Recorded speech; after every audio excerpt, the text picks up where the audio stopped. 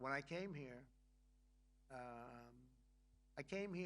because it was something I'm supposed to be doing, but I left here a little bit differently. I said, I watched the heads of these countries get up, and the love and the passion that they showed for their country was unbelievable. I've never seen quite anything like it. They want to protect their country, and they need the United States. And without the United States, it's not going to be the same. And you can ask Mark, or you can ask any of the people that were there. It was really moving to see it. They love their country. They were so respectful of me because I'm the head of the United States. And I made, you know, the King of Saudi Arabia, when I was in the Middle East, so I was in Qatar for a different reason, not a reason to get shot at. We were in there for economic development reasons, Qatar, UAE, and Saudi Arabia. All three leaders of those countries, and we took back $5.1 trillion into the United States. All three leaders said, you know, you're presiding over the hottest country in the world. The United States right now is the hottest. Everybody wants to be there. Everybody wants a piece of it. He said, a year ago, your country was dead.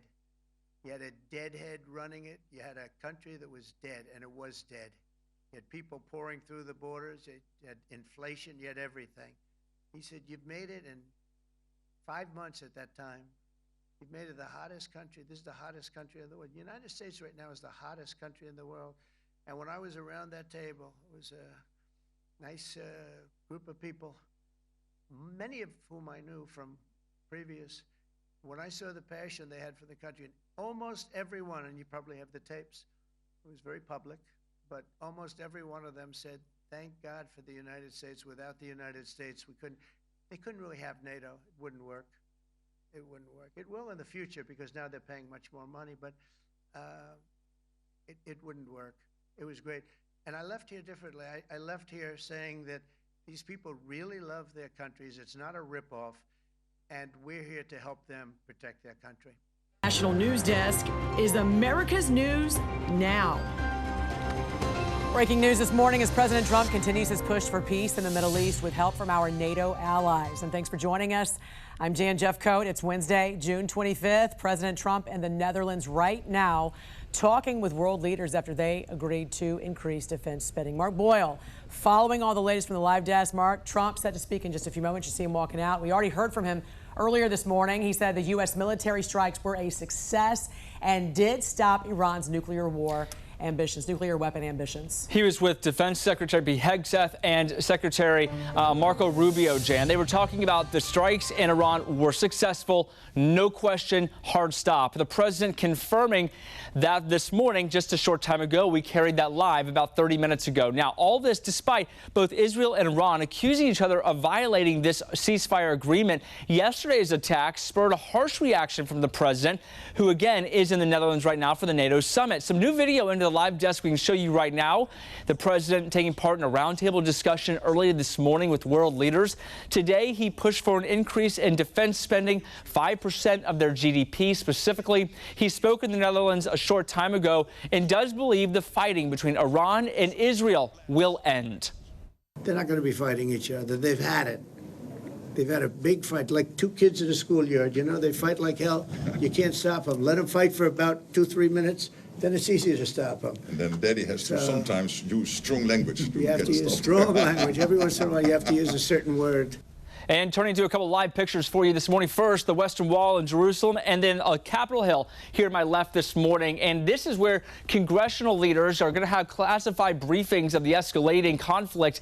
They've been postponed, but it's going to happen this week. The House and Senate separate briefings. We'll start with the House and then the Senate. And the Director of National Intelligence, Tulsi Gabbard, she's going to be giving that. CIA Director John Ratcliffe and also Joint Chiefs Chair Dan Kane. The Senate briefing set for tomorrow. The House will be scheduled for Friday. Speaking with reporters on Air Force One on his way to the summit, President Donald Trump stopped short of offering a full-throated endorsement of Article 5, the alliance's cornerstone pledge of collective defense. It depends on your definition. There's numerous definitions of Article 5. You know that, right?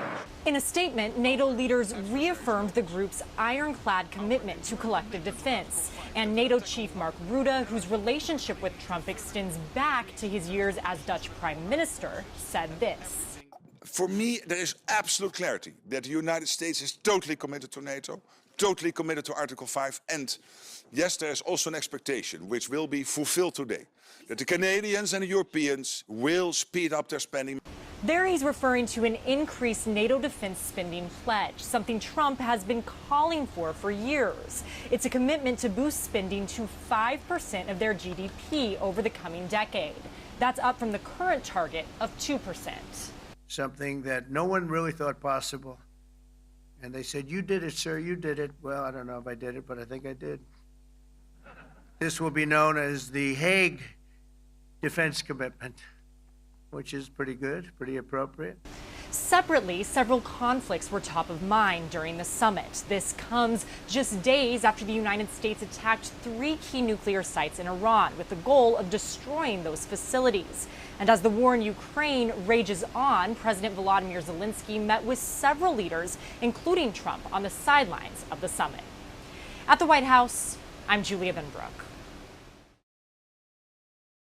We call it the 12-day war. We think it's over. I don't think they're going to be going back at each other. I don't think so. President Donald Trump projecting confidence that Israel and Iran's ceasefire will hold and that targeted U.S. strikes successfully destroyed Iran's nuclear capabilities. We assess that the American strikes on Iran's nuclear facilities has set back Iran's ability to develop nuclear weapons for many years to come.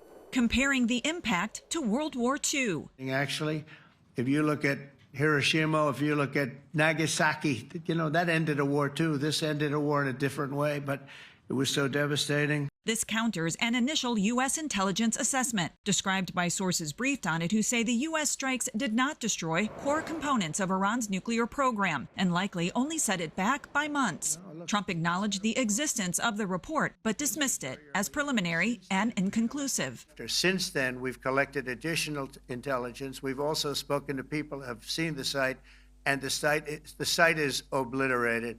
And we think everything nuclear is down there. They didn't take it out.